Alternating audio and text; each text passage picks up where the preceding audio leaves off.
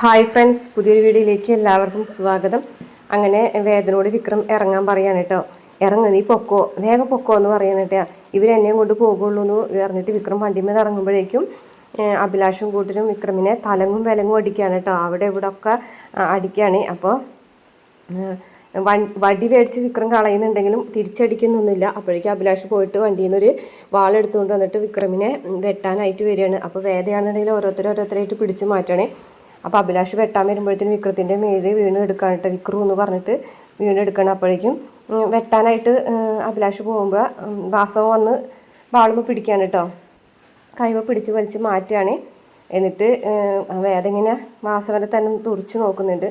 വേദ പതുക്കനെ എഴുന്നേൽക്കും. അപ്പോൾ വാസവൻ പറയുകയാണെ, നീ ചത്താലും ഭർത്താവിനെ ചാവാൻ അനുവദിക്കില്ല എന്നാണോ? അത് കുലസ്ത്രീ കളിക്കാൻ വേണ്ടിയിട്ടാണോ നീ അത് ചെയ്യുന്നത്? അതോ ഒരുമിച്ച് കൂടെ കഴിഞ്ഞ് ഭർത്താവിനോടുള്ള പ്രണയമാണോ നിന്നെക്കൊണ്ടത് ചെയ്യാൻ തോന്നിപ്പിച്ചത്? അത് അല്ല, എനിക്ക് മനസ്സിലാവുന്നില്ല. വാളിൻ്റെ മുന്നിലേക്ക് എടുത്തു ചാടിയതിൻ്റെ ഉദ്ദേശം എന്താണെന്ന് അറിയാൻ വേണ്ടി ചോദിച്ചതാണ് എന്ന് പറയും. പിന്നെ വിക്രമിനെ നോക്കിയിട്ട് പറയും, ഇതൊരു ടെസ്റ്റ് ഡോസാണ്, ഇപ്പോൾ തൽക്കാലം ഇത്രയും മതി. പക്ഷേ ഇവൻ്റെ പ്രാണൻ മല ചവിട്ടാൻ വേണ്ടി പാകത്തിൽ ഉണ്ടാവണേന്നേ നീ അയ്യപ്പസ്വാമിയോട് മനസ്സുരുകി പ്രാർത്ഥിച്ചോ. അതാണ് നിനക്ക് ഇപ്പോൾ ചെയ്യാനുള്ളതെന്ന് വേദനോട് പറയുകയാണേ. എന്നിട്ട് വിക്രമനെ നോക്കിയിട്ട് ഇങ്ങനെ കൈ ചൂണ്ടിയിട്ട് എന്തോ ഭീഷണിപ്പെടുത്തുന്ന പോലെ കാണിച്ചിട്ട് അയാൾ പോകുകയും അയാൾ പോയി കഴിയുമ്പോഴേക്കും വേദ ഓടി വന്ന് വിക്രത്തിനെ പിടിച്ചെഴുന്നേൽപ്പിക്കുകയാണ് കേട്ടോ. എഴുന്നേൽപ്പിക്കുമ്പോൾ വിക്രത്തിനെ എഴുന്നേൽക്കാനൊന്നും പറ്റുന്നില്ല കേട്ടോ. കാലുമ്മിലൊക്കെ ഇരുമ്പടിക്ക് അടിച്ചിട്ടുണ്ട്. അപ്പോൾ വിക്രത്തിൻ്റെ തോളിൽ ചാരിന്ന് വേദ പൊട്ടിക്കരയുമ്പോൾ വിക്രം വേദയുടെ കൈ പിടിച്ച് ആശ്വസിപ്പിക്കുന്നുണ്ട്, സാരില്ല എന്നൊക്കെ പറഞ്ഞിട്ട്. അതിന് ശേഷം രണ്ടുപേരും കൂടി ഓട്ടോയിലാണ് വീട്ടിലേക്ക് വരുന്നത്. അപ്പോൾ ഇങ്ങനെ വിക്രത്തിനെ പിടിച്ചിറക്കുമ്പോൾ ഓട്ടോക്കാരൻ ചോദിക്കുന്നുണ്ട്, ആഹാ മലയ്ക്ക് പോകാൻ മാലിട്ടെങ്കിലും വിക്രം ചേട്ടൻ പഴയ പരിപാടിയൊന്നും നിർത്തിയിട്ടില്ലല്ലേ എന്ന് ചോദിക്കുമ്പോൾ വേദ പറഞ്ഞ പരിപാടി നിർത്തുമ്പോൾ വിളിച്ച് പറയാട്ടാന്ന് പറഞ്ഞിട്ട് അകത്തേക്ക് വരാൻ കേട്ടോ. അപ്പോൾ വിക്രം വീഴാൻ പോവുകയാണ്. ഒറ്റയ്ക്ക് നടക്കാനായിട്ട് വിക്രത്തിന് പറ്റാതാവുമ്പോൾ വേദ തോളിൽ കൂടെ കൈയിട്ടിട്ട് വിക്രത്തിനെ കൊണ്ടുവരാണേ. അങ്ങനെ ഈ സമയത്ത് കമലാമ്മ ശ്രീജനോട് പറയണേ, വിക്രത്തിൻ്റെ മുറി ശരിയായ മോളെ ചോദിക്കുമ്പോൾ ആ മുറിയൊക്കെ ശരിയായി, ഇനി ജനൽ കർട്ടനും കൂടി ഇടാനുണ്ട്. ആണോ? എൻ്റെ കയ്യിലൊരു പട്ടുസാരി ഉണ്ട്, ഞാൻ ഉടുക്കാത്തതാണ്, അതുകൊണ്ട് കർട്ടൻ അടിക്കാം. അയ്യേ അതൊന്നും വേണ്ട അമ്മ, അതൊക്കെ പഴയ ഫാഷനല്ലേ, ഞാൻ എൻ്റെ മുറിയിലെ കർട്ടൻ കഴുകിയിട്ടിട്ടുണ്ട്, അത് ഉണങ്ങുമ്പോൾ അത് കൊണ്ടുവന്നിടാമെന്ന് പറയാൻ കേട്ടോ. ആ അതന്നെ, എന്നാൽ പിന്നെ അങ്ങനെ ചെയ്യാം. കമലാമ്മയാണെന്നുണ്ടെങ്കിൽ ഭയങ്കര സന്തോഷത്തിലാണ്. വിക്രത്തിന് മാലിട്ടതിന് ശേഷം നല്ല മാറ്റം ഉണ്ടെന്നുള്ളൊരു തോന്നലൊക്കെ. എല്ലാം ശരിയാവും അമ്മേ, അമ്മ വിഷമിക്കൊന്നും വേണ്ടാന്ന് പറയണേ. ഈ സമയത്താണ് പതുക്കെ എന്നൊക്കെ പറയുന്ന ഒരു ശബ്ദം കേൾക്കുന്നത്. ഇപ്പോൾ വേദ വിക്രമിനെ പിടിച്ചു കൊണ്ടുവരുന്ന കാണുമ്പോഴത്തേനും കമലാമ്മ ശ്രീജി ഓടിച്ചില്ലാണിട്ട്, എന്താ പറ്റിയത്, എന്താ ഉണ്ടായെന്നൊക്കെ ചോദിക്കാണ് കേട്ടോ നമ്മളെ കമലാമ്മയും ശ്രീജിയും. അങ്ങനെ വിക്രമിനെ കൊണ്ടൊരു കസേരയിൽ ഇരുത്താണ് ശ്രീജിയും കമലാമ്മയും കൂടിയിട്ട്. വേദം ഒന്നും മിണ്ടാതെ നിൽക്കണം. അപ്പോൾ നമ്മൾ നന്ദിനി ചോദിക്കുക, എന്താ പണ്ടത്തെ പോലെ അടിപിടി ഉണ്ടാക്കാൻ തുടങ്ങിയോ എന്ന് ചോദിക്കാൻ കേട്ടോ. അപ്പോൾ വിക്രം ദേഷ്യത്തോടു കൂടിയിട്ട് നോക്കണം. അല്ല, ഞാനിങ്ങനെ ചോദിച്ചതേ ഉള്ളൂ എന്ന് പറയും. അപ്പോൾ വേദ പറയും, വണ്ടിമെന്നൊന്ന് വീണതാണ് അമ്മേ എന്ന് പറയും കേട്ടോ. അപ്പോൾ കമലാമ്മ അത് പറഞ്ഞാൽ ശരിയാവില്ല, ഇത് എവിടെയാണ് ഒടിവ് ചതിവ് എന്നൊക്കെ അറിയണ്ടേ. അപ്പോൾ ശ്രീജിനോട് ഒരു ഗ്ലാസ് വെള്ളം എടുത്ത് തരാനായിട്ട് വിക്രം പറഞ്ഞിട്ട് ആ വെള്ളം ഇങ്ങനെ കുടിക്കുമ്പോൾ നമ്മളെ ശ്രീജ പറയുന്നുണ്ട്, അതെ ഹോസ്പിറ്റലിൽ പോകാം, ഹോസ്പിറ്റലിൽ പോയിട്ടൊന്ന് ചെക്കപ്പ് ചെയ്യാം എന്നൊക്കെ പറയാൻ കേട്ടോ. അപ്പോൾ അതൊന്നും വേണ്ടാന്ന് പറയും. അപ്പോഴേക്കും മാഷ് അവിടേക്ക് വരുന്നുണ്ട് കേട്ടോ. അപ്പോൾ വേദനോട് കമലാമ്മ ചോദിക്കും, എങ്ങനെയാണ് വീണതെന്ന് ചോദിക്കുമ്പോൾ അത് പിന്നെ വണ്ടിയുമെന്ന്. വേദേ എന്തിനാണ് നോണ പറയുന്നത്, ഇത്ര ആൾക്കാരെ മുന്നിൽ വെച്ചിട്ടല്ലേ ഇത് സംഭവിച്ചത്, ഇന്നല്ലെങ്കിൽ നാളെ വരെ അറിയും, പിന്നെ എന്തിനാ? അപ്പോൾ നമ്മളെ നന്ദിനി പറയും, ആഹാ അപ്പോൾ പണ്ടത്തെ ശങ്കരൻ തെങ്ങുമ്പോൾ തന്നെയല്ലേ എന്ന് നോക്കി കേട്ടോ. അപ്പോൾ കമലാമ്മ ദേഷ്യത്തോടുകൂടി, ഓ സ്വാമിനെ ശങ്കരൻ എന്ന് വിളിക്കാൻ പാടില്ലല്ലേ, സോറി എന്ന് പറയും. അപ്പോൾ മാഷ് ചോദിക്കും, പിന്നെയും തുടങ്ങിയോ എന്ന് ചോദിച്ചിട്ടാണ് കേട്ടോ മാഷ് അകത്തേക്ക് വരുന്നത്. ഞാൻ പറഞ്ഞില്ലേ കമലേ നിന്നോട്, ഇവനെക്കുറിച്ച് അധികം പ്രതീക്ഷയൊന്നും വേണ്ടാന്നുള്ള കാര്യം. ഇവന് എത്രയൊക്കെ കിട്ടിയാലും പഠിക്കൂല, അതാണ് സംഭവം. ഇപ്പം മാലിട്ട് മലയ്ക്കുവാൻ നോൽപ്പെടുത്തിരിക്കുന്ന സമയത്തും അടിപിടി ഉണ്ടാക്കിയിട്ടുണ്ടെങ്കിൽ അതിൻ്റെ അർത്ഥം അത് തന്നെയാണ് എന്ന് പറയും. അയ്യോ അച്ഛൻ വിചാരിക്കുന്നത് പോലെ ഒന്നുമല്ല എന്ന് പറയുമ്പോഴേക്കും വേദന തടയാണ് കേട്ടോ മാഷ്. വേണ്ട, ഒന്നും പറയാൻ നിൽക്കണ്ട, ന്യായീകരിക്കാനും നിൽക്കണ്ട, ഇതൊക്കെ ചെയ്തു വയ്ക്കുന്നതിൻ്റെ ഫലമല്ലേ. അല്ല അച്ഛ, അങ്ങനെയല്ല, വിക്രം അവരൊന്നും അങ്ങോട്ട് ചെയ്തിട്ടില്ല എന്ന് പറയും. അന്നച്ചിട്ട് വേറെ ആരെങ്കിലും ആൾക്കാരിങ്ങനെ പെരുമാറുന്നുണ്ടോ? അവനവൻ മുമ്പേ കൂട്ടി ചെയ്തു വെച്ചതിൻ്റെ ഫലമാണ് ഇപ്പോൾ അനുഭവിക്കുന്നത് എന്ന് കരുതിയാൽ മതി. ഇവനൊന്നും നന്നാവണമെന്ന് വിചാരിച്ചിട്ടില്ല, അതുകൊണ്ടാണ് ഇങ്ങനെയൊക്കെ സംഭവിക്കുന്നതെന്നൊക്കെ പറയും. അപ്പോൾ കമലാമ്മ മാഷേന്ന് വിളിക്കും കേട്ടോ. അപ്പോൾ വിക്രം പറയും, അമ്മേ വേണ്ട അമ്മേ എന്ന് പറയും കേട്ടോ. അപ്പോൾ എനിക്കൊന്ന് കെടുക്കണം എന്ന് പറഞ്ഞിട്ട് വിക്രം എഴുന്നേറ്റ് പോകുകയാണേ. അങ്ങനെ വിക്രം റൂമിൽ ചെന്നിട്ട് അയ്യപ്പസ്വാമിയോട് പ്രാർത്ഥിക്കുകയാണ്, മറ്റാർക്കും വേണ്ടിയിട്ടല്ല, അച്ഛനെങ്കിലും ബോധിപ്പിക്കാൻ എനിക്ക് കഴിയണേ, അതിനെൻ്റെ കൂടെ നിൽക്കണേ, ഇതൊരു ചെറിയൊരു ശ്രമമാണ്, എൻ്റെ കൂടെ നിൽക്കണം എന്ന് പറയുകയാണ്. പിന്നെ വേദ പറഞ്ഞ കാര്യങ്ങളുണ്ടല്ലോ, മലയ്ക്ക് പോയി വരുമ്പോഴേക്കും പൊട്ട കെട്ടുകളിൽ നിന്നൊക്കെ പിന്മാറുന്നത്, അതൊക്കെ വിക്രം അവിടെ നിന്ന് ആലോചിക്കുന്നുണ്ട് കേട്ടോ. പിന്നെ കാണിക്കുന്നത് മാഷിൻ്റെ അടുത്തേക്ക് കമലാമ്മ ചായയും കൊണ്ടുവരാൻ കേട്ടോ. ചായ കൊടുത്ത് നിൽക്കുന്ന സമയത്ത് അവിടേക്ക് വേദ വരികയാണ്. അച്ഛാ എന്ന് വിളിച്ചിട്ട് എന്താ എന്ന് ചോദിക്കും. അതെ, ഇന്നത്തെ സംഭവത്തിൽ വിക്രം തെറ്റൊന്നും ചെയ്തിട്ടില്ല, ഞാനും കൂടി ഉണ്ടായതല്ലേ, ഞാനും വിക്രവും കൂടിയിട്ട് വെറുതെ വണ്ടി വരുന്ന സമയത്ത് ഒരു കൂട്ടം ആൾക്കാർ വന്നിട്ട് വിക്രമിനെ ആക്രമിക്കുകയാണ് ഉണ്ടായതെന്ന് പറയും.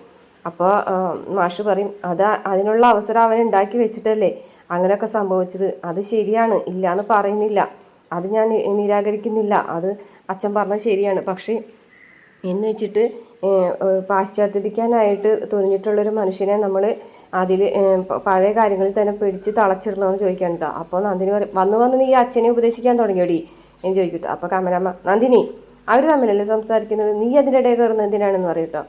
അപ്പോൾ മാഷ് പറയും, മോളെ വേദേ നീ പറഞ്ഞു വരുന്നത് എന്താണെന്ന് ചോദിക്കട്ടോ. അച്ഛൻ ചില കാര്യങ്ങൾ മുൻവിധിയോട് കൂടിയിട്ടാണ് വിക്രത്തിനെ കാണുന്നത്, അതുകൊണ്ടാണ് അച്ഛൻ ഇങ്ങനെയൊക്കെ പറയുന്നത്. ഇപ്പോൾ ഇന്നത്തെ കാര്യത്തിൽ വിക്രം തെറ്റൊന്നും ചെയ്തിട്ടില്ല, ആ വാസവൻ്റെ ആൾക്കാരാണ് വിക്രമിനെ വന്നാക്രമിക്കാൻ ശ്രമിച്ചതെന്ന് പറയും. അപ്പോൾ നന്ദിനിയാണെന്നത് അതിൻ്റെ ഇടയിൽ കിടന്ന് കണ്ടിട്ട് നീ എന്താ പറഞ്ഞു വരുന്നത്, ഒന്നും മനസ്സിലാവുന്നില്ലല്ലോ എന്നൊക്കെ ചോദിക്കുന്നുണ്ട് കേട്ടോ. അപ്പോൾ അച്ഛനോടൊരു കാര്യം ഞാൻ പറയട്ടെ, ഇപ്പോൾ വിക്രം തെറ്റ് ചെയ്തു എന്നുള്ളതാണല്ലോ അവിടുത്തെ പ്രശ്നം. അപ്പോൾ വിക്രത്തിൻ്റെ സ്ഥാനത്ത് മറ്റുള്ളവർ തെറ്റ് ചെയ്തിട്ടുണ്ടെങ്കിൽ അച്ഛൻ എങ്ങനെ പ്രതികരിക്കും എന്നൊക്കെ ചോദിക്കുകയാണ് കേട്ടോ. അപ്പോൾ നന്ദിനി പറയും, നീ എന്താ പറഞ്ഞു വരുന്നത്, വിക്രത്തിൻ്റെ തെറ്റ് മാത്രമേ അച്ഛന് മനസ്സിലായിട്ടുള്ളൂ, മറ്റുള്ള മക്കളൊക്കെ തെറ്റ് ചെയ്തിട്ട് കള്ളത്തരം കാണിച്ചിട്ട് അറിയാണ്ട് ജീവിക്കുകയാണെന്നാണോ നീ പറഞ്ഞു വരുന്നത് എന്ന് ചോദിക്കുമ്പോൾ നന്ദിനി പറയും, ആഹാ അങ്ങനെ ഒരു കാര്യം ഞാൻ പറഞ്ഞിട്ടേ ഇല്ല, പക്ഷെ നന്ദിനി അടുത്തിന് വായനെന്ന് അറിയാതെ തന്നെ അത് വന്നല്ലോ. ഇതാണ് നന്ദിനി അടുത്ത് നാക്കിൻ്റെ ഒരു കാര്യം എന്ന് പറയുന്നത്, സത്യം എപ്പോഴായാലും നാക്ക് എന്നെ വിളിച്ച് പറയും എന്നൊക്കെ പറയാം കേട്ടോ. അപ്പോൾ നന്ദിനിക്ക് ആകെ ഒരു അബദ്ധം പറ്റിയ പോലെ ആവട്ടോ. അപ്പോൾ മാഷ് പറയുന്നുണ്ട് വേദനോട്, ഇതൊക്കെ കഴിഞ്ഞു പോയ കാര്യങ്ങളല്ലേ, ഒക്കെ ചെയ്തു വെച്ചതിൻ്റെ ഫലമാണ് ഞാൻ അനുഭവിക്കുന്നത്, അത്രയും ഞാൻ കരുതുന്നുള്ളൂ എന്ന് പറയും. പിന്നെ ഞാൻ വിശ്വസിക്കാതിരിക്കുന്നതല്ല, എൻ്റെ കണ്ട കാഴ്ചകളാണ്, മറ്റുള്ളവർ പറഞ്ഞ് എന്നെ ബോധ്യപ്പെടുത്താൻ ശ്രമിക്കുന്ന കാര്യങ്ങളല്ല, എൻ്റെ കണ്ണാലെ കണ്ട കാഴ്ചകളാണ് ഞാൻ വിശ്വസിച്ചിട്ടുള്ളതെന്ന് വേദനോട് മാഷ് പറയാണ് കേട്ടോ. അപ്പോൾ മാഷിനോട് വേദ പറയുകയാണേ, അച്ഛാ കണ്ട കാഴ്ചകൾ എന്നുള്ളത് സത്യം തന്നെയാണ്, പക്ഷേ കണ്ട കാഴ്ചകൾക്ക് അപ്പുറം സത്യം എന്നൊരു സംഭവമുണ്ട്, അതിനെക്കുറിച്ച് അച്ഛൻ ചിന്തിച്ചിട്ടുണ്ടോ എന്ന് ചോദിക്കുകയാണ് കേട്ടോ. അപ്പോൾ മാഷൊന്നും മിണ്ടുന്നില്ല. വിക്രം തെറ്റ് ചെയ്തു എന്ന് അച്ഛൻ വിശ്വസിക്കുന്നുണ്ട്, പക്ഷേ ആ തെറ്റിന് പകരം മറ്റൊരാളാണ് ആ ഒരു തെറ്റ് ചെയ്തതെന്നുണ്ടെങ്കിൽ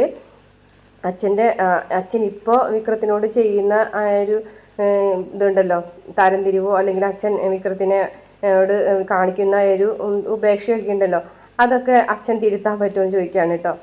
അപ്പോൾ നന്ദിനിയാണെന്നുണ്ടെങ്കിൽ ദേഷ്യം വന്നിട്ട് നോക്കുകയാണ് കേട്ടോ, ഇവളെന്താണ് പറഞ്ഞു വരുന്നത് എന്നുള്ള രീതിയിൽ. മാഷിക്കാണെന്നുണ്ടെങ്കിൽ ഒന്നും മനസ്സിലാവുന്നില്ല. ഒരു കാലത്ത് വിക്രം തെറ്റ് ചെയ്തു എന്ന് അച്ഛൻ്റെ കണ്ണാലെ ബോധ്യപ്പെട്ടു എന്ന് അച്ഛൻ പറയുന്നുണ്ട്, പക്ഷെ അതിൻ്റെ പിന്നിൽ എന്താണ് സത്യം എന്ന് അച്ഛൻ ഇപ്പോഴും അറിയില്ല, ഞാൻ അതിൻ്റെ പിന്നിൽ കൂടെയാണ്. അങ്ങനെയാണെന്നുണ്ടെങ്കിൽ നീ സത്യം തുറന്ന് പറയടി, എന്താണ് സംഭവിച്ചതെന്ന് എന്ന് നന്ദിനി പറയാൻ കേട്ടോ. നന്ദിനിയോട് അപ്പോൾ പറയുന്നത് സത്യം പറയാറായിട്ടില്ല എന്ന് പറയാൻ കേട്ടോ. ഒരു കാര്യം ഞാൻ അച്ഛനോട് പറയാം, അച്ഛൻ വിക്രം തെറ്റുകാരനല്ലാന്ന് അച്ഛന് മനസ്സിലാക്കി ഞാൻ തന്നിട്ടുണ്ടെങ്കിൽ അച്ഛൻ ഇത്രയും നാളും വിക്രത്തിനോട് ചെയ്ത തെറ്റ് എങ്ങനെയാ തിരുത്താൻ പോകുന്നത് എന്ന് ചോദിച്ചിട്ട് വേദ അങ്ങനെ അകത്തേക്ക് പോകുമ്പോൾ മാഷിക്ക് എന്തോ ഒരു വിഷമം പോലെ തോന്നുന്നുണ്ട് കേട്ടോ. ഇതേസമയം നന്ദിനിയാണെന്നുണ്ടെങ്കിൽ വന്നിട്ട് ചോദിക്കുന്നത്, എടി നീ പറഞ്ഞതിൻ്റെ അർത്ഥം എന്താണ്, വിക്രമാണ് അല്ല ആ ജയിലിൽ പോയതെന്നാണോ, ആണോ, അങ്ങനെയാണോ നന്ദിനി എടുത്ത് കരുതിയിരിക്കുന്നത്, അങ്ങനെയാണെന്നുണ്ടല്ലേ അങ്ങനെ തന്നെ കരുതിക്കോ എന്ന് പറഞ്ഞിട്ട് വേദ അവിടെ നിന്ന് പോകും കേട്ടോ. ഇതേസമയം മുത്തശ്ശിനെ വിളിച്ച് സംസാരിക്കുകയാണ് കേട്ടോ. മുത്തശ്ശിയുടെ ആങ്ങളെ വീട്ടിലാണ് ചെന്നൈയിൽ.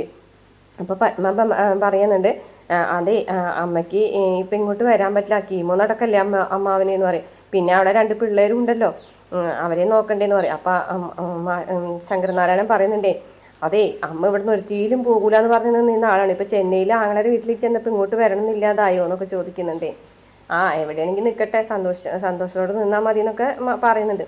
അതിനുശേഷം പറയും, വിക്രം മാലിട്ടെന്ന് പറഞ്ഞപ്പോൾ അമ്മയ്ക്ക് ഒരുപാട് സന്തോഷമായി, ഇതോടുകൂടി അവരുടെ ജീവിതം നന്നാവുന്നാണ് അമ്മ പറയുന്നതെന്ന് പറയും. അമ്മ ഏത് കാലത്താണ് വിക്രത്തിനെ സപ്പോർട്ട് ചെയ്യാതിരുന്നിട്ടുള്ളത് എന്ന് ചോദിക്കാണ്ട്, അതും ശരിയാണെന്നുള്ള രീതിയിൽ കമലൊന്നും മിണ്ടാതെ നിൽക്കും. അപ്പം പത്മം ചോദിക്കും, ഞാനൊരു കാര്യം ചോദിച്ചോട്ടെ, ചിലപ്പോൾ അവരുടെ ജീവിതത്തോടു കൂടി നന്നായിട്ടുണ്ടെങ്കിൽ നമുക്ക് അവരെ അംഗീകരിച്ചൂടെ? നമ്മൾ ഇതുവരെ നടന്നതൊക്കെ വിധിയാണെന്ന് കരുതി നമുക്ക് അതിനനുസരിച്ച് മുന്നോട്ട് പോയിക്കൂടെ എന്നൊക്കെ ചോദിക്കുകയാണെ. നീ അങ്ങനെ തീരുമാനിച്ചോ, പക്ഷെ എന്നെ അതിന് നിർബന്ധിക്കരുതെന്ന് ശങ്കരനാരായണൻ പറയട്ടോ.